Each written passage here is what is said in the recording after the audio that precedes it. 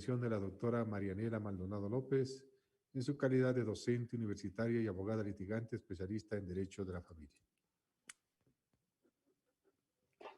Muchísimas gracias. Agradezco a la Asamblea por el espacio, por haber permitido compartir algunas experiencias respecto a este dedicado Código Orgánico de Protección Integral de los Niños, Niñas y Adolescentes. De hecho, hemos trabajado muchísimo con la Comisión en varias sesiones, anteriormente como en mi calidad de ex defensora adjunta de los derechos humanos de la Defensoría del Pueblo del Ecuador, y ahora en calidad de docente y catedrática especialista en el derecho de familia. Creo muy importante tomar en consideración ciertos aspectos que de hecho yo los había venido analizando y que tienen que ver justamente con los enfoques que debe tener todo el COPINA respecto a ciertas normativas. En primer lugar, el enfoque central que tiene que tener este código para que sea un código que se ajuste a las necesidades de nuestros niños es el que los niños deben ser vistos como sujetos de derechos y no más como objetos de derechos. En el análisis de los más de 600 artículos, yo he visto que existen muchas incongruencias respecto a este tema, que es tan sencillo y que desde la doctrina del derecho de familia se debe ajustar justamente a mirar a nuestros niños y a nuestros adolescentes como sujetos de derechos.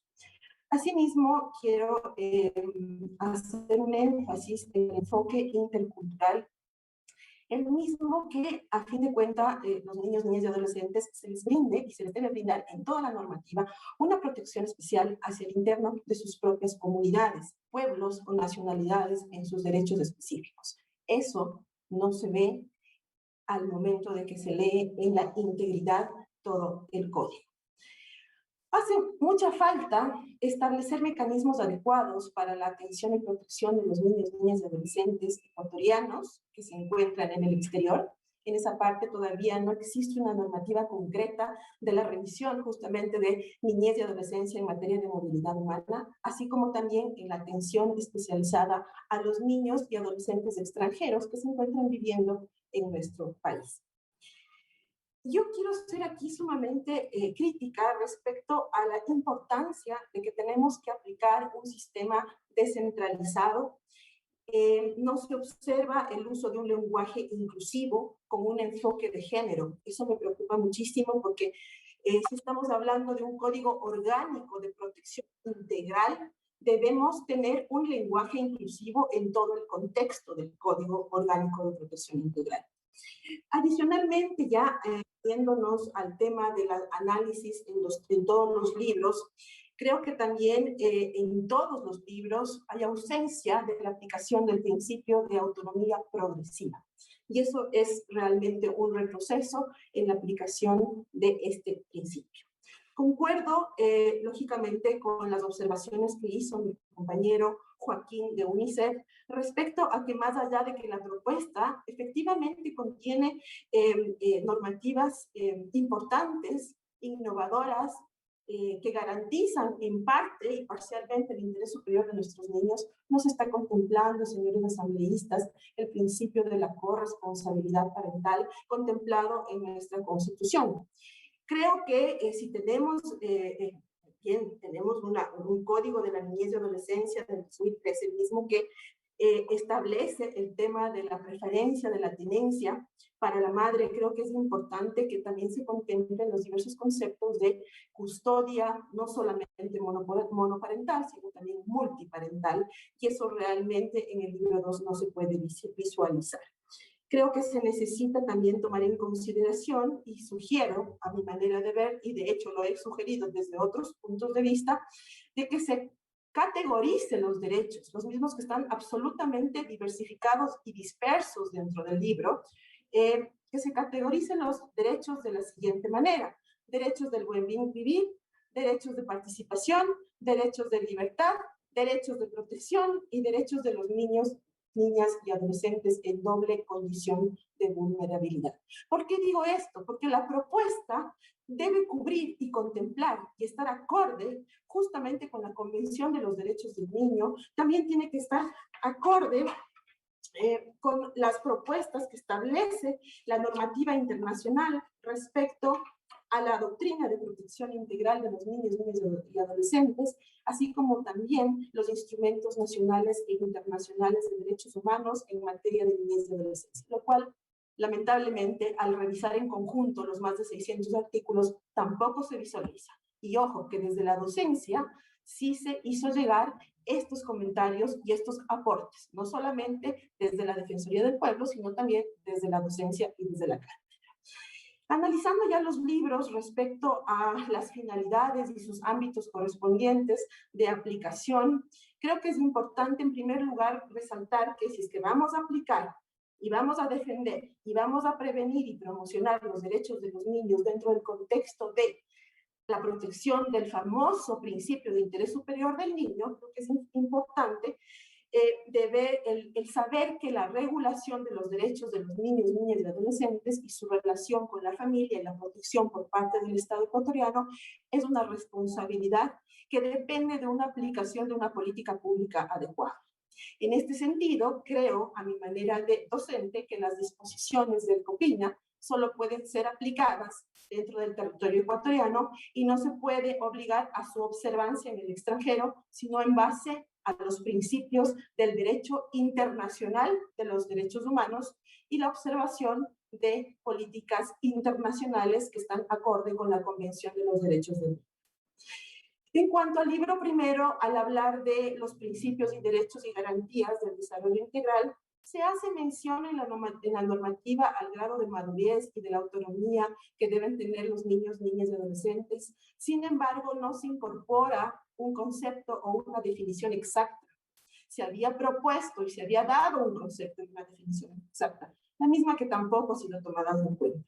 Tampoco se han considerado las observaciones generales número 12 y número 20 sobre la efectividad del derecho del niño durante la adolescencia y el derecho del niño a ser escuchado. Si bien es cierto, tenemos en nuestra Constitución actualmente y en nuestro CONA normativas que dan efectivamente esta visualización de la importancia que tiene el derecho del niño y del adolescente a ser escuchado. Sin embargo, vemos que dentro del libro primero esta importancia no se ha manifestado ni tampoco está acorde con las observaciones generales número 12 y número 20, vuelvo a recalcar. Adicionalmente, se les había sugerido inclusive a dar y resaltar la importancia que tiene el derecho que tienen los adolescentes y las niñas mayores de 12 años a ser escuchadas en el contexto de que lo que digan esas niñas y esos adolescentes deben ser tomados en cuenta como un consentimiento obligado para el juez y para su familia.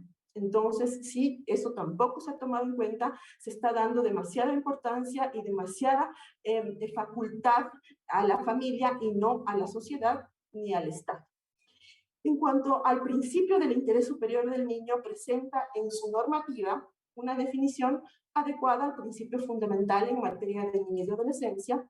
Sin embargo, debe ser considerado, como les había dicho en un inicio, transversalmente de acuerdo a las medidas competitivas, legislativas, administrativas, judiciales y presupuestarias.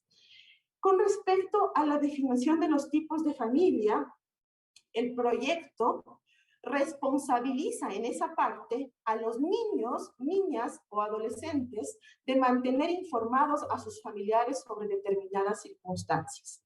El proyecto nunca debe responsabilizar a los niños de mantener informados, porque los niños no tienen esa responsabilidad. El proyecto del código otorga excesivas responsabilidades de la familia en el cuidado de los niños, niñas y adolescentes, así como los derechos y obligaciones que tienen estos frente a sus progenitores. No visibiliza, señores asambleístas, las obligaciones que tiene el Estado para proteger y garantizar los derechos de los niños, niñas y adolescentes. Adicionalmente, si vamos ya a analizar el libro 2, que lo tenemos dentro de nuestro Código de la Niñez y Adolescencia, en cuanto al concepto de patria potestad y de la actual denominada tenencia, que ahora me parece muy acertada, el cambio de denominación, que ahora se va a llamar custodia. Sin embargo, no nos podemos quedar única y exclusivamente en un cambio de denominación. Tenemos que saber entender qué es lo que va a significar la custodia, que no solamente se va a centrar en la responsabilidad del cuidado diario. Si vamos a mantener la patria potestad como la institución que enfoca y engloba el conjunto de derechos, de obligaciones y deberes que debemos tener los padres para con nuestros hijos, tenemos que también definir qué significa la custodia, cuántos tipos de custodia existen. ¿Existe la custodia monoparental? Vamos a tener que analizar la corresponsabilidad parental respecto a la Constitución, en donde se debe garantizar por igualdad de condiciones tanto al padre como a la madre, o vamos a irnos más bien a seguir manteniendo ese principio que lo hemos venido manteniendo y que de hecho nos ha dado muchos problemas. Yo hablo ahorita desde el punto de vista de ex jueza de familia, que hemos tenido muchos problemas por el tema de que, si bien es cierto, no se está hablando de que existe un sistema de alienación parental, pero sí hay una manipulación por parte de ciertas madres y ciertos padres que no se garantizan los derechos efectivos de la institución de la patria potestad. Entonces, este código lo que hace es mantener la forma arbitraria de que la madre debe ser preferida para mantener la patria potestad. Y eso, señores, desde el punto de vista de los derechos humanos, desde el punto de vista constitucional, no podemos seguirlo manteniendo. No se cuenta con criterios claros de los niveles de violencia o vulneración de derechos que se deban tomar en consideración para perder o para suspender la institución de la patria potestad por la vía judicial.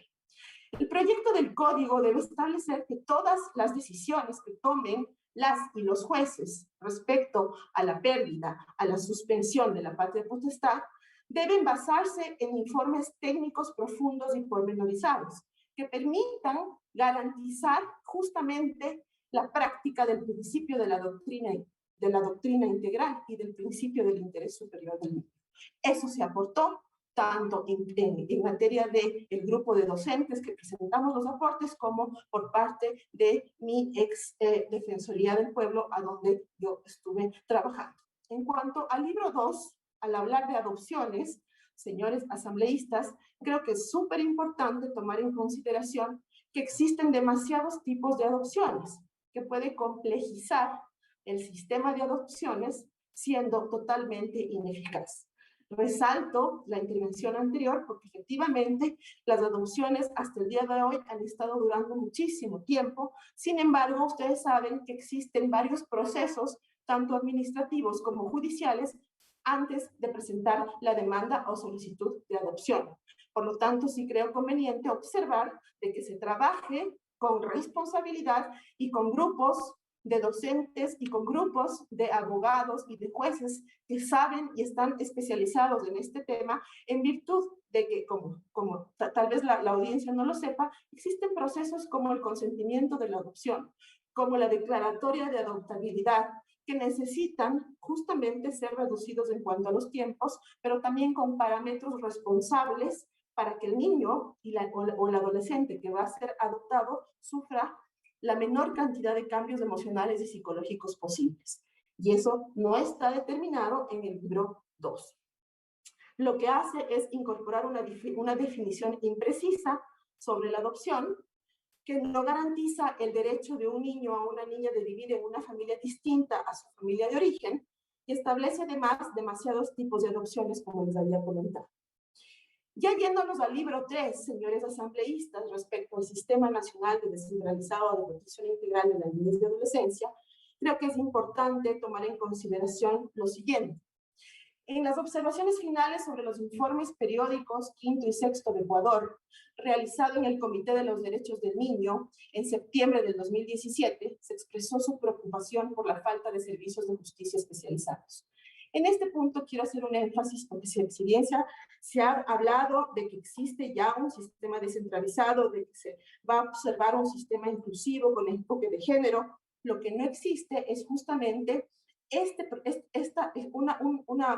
una decisión determinante respecto a cómo se va a hacer, cuáles van a ser los parámetros de especialización, cómo va a ser los equipos técnicos y también los jueces de administración especializada de niños, niñas y adolescentes en materia de familia, mujer, niñez y adolescencia, aplicar los parámetros establecidos en el libro 3. El proyecto de código debe recuperar la especialidad y la especificidad, como decía Joaquín, en la justicia de la niñez y adolescencia. Esto no existe en la actualidad, nunca lo hubo, no hubo especialidad ni tampoco hubo especificidad. Muchos jueces que ganaron los concursos para penal como no tenían dónde ponerles, fueron a parar a familia, mujer, niñez y adolescencia. En los procesos judiciales y administrativos, los niños, niñas o adolescentes deben ser escuchados tomando como base el nivel de madurez. En cuanto al libro tercero, continuando con las medidas de protección, si bien es cierto, se ha incorporado un capítulo amplio, y eso sí felicito a la comisión, sobre los tipos de violencia. Sin embargo, no contempla medidas de protección de niñez y adolescencia como víctimas de violencia especializado en sí.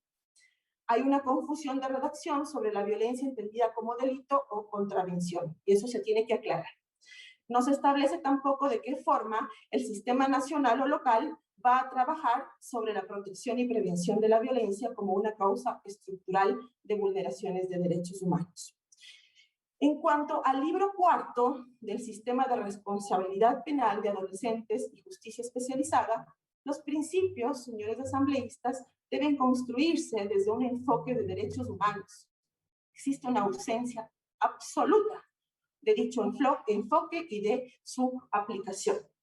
Se debe poner en el centro al adolescente, tanto en su dimensión individual como en su relación con la comunidad, con la sociedad. Tampoco existe normativa al respecto. La justicia juvenil se funda en el enfoque restaurativo, como todos sabemos. Sin embargo, al revisar la normativa vemos que difiere del sistema penal común y que se funda en la retribución como si fuera un castigo. Esto hay que analizarlo con absoluto detenimiento y responsabilidad porque existen normativas internacionales de aplicación en derechos humanos respecto a aplicar la justicia juvenil restaurativa. Con respecto a la responsabilidad penal de las y de los adolescentes, creo que se ha considerado la observación general número 24 del Comité de Derechos del Niño de las Naciones Unidas, así como también reconoce a los infractores que han sido lógicamente tomados en consideración respecto a la observación general número 24 y la reparación que se debe realizar a través de las medidas socioeducativas que busquen la reintegración del adolescente en la comunidad.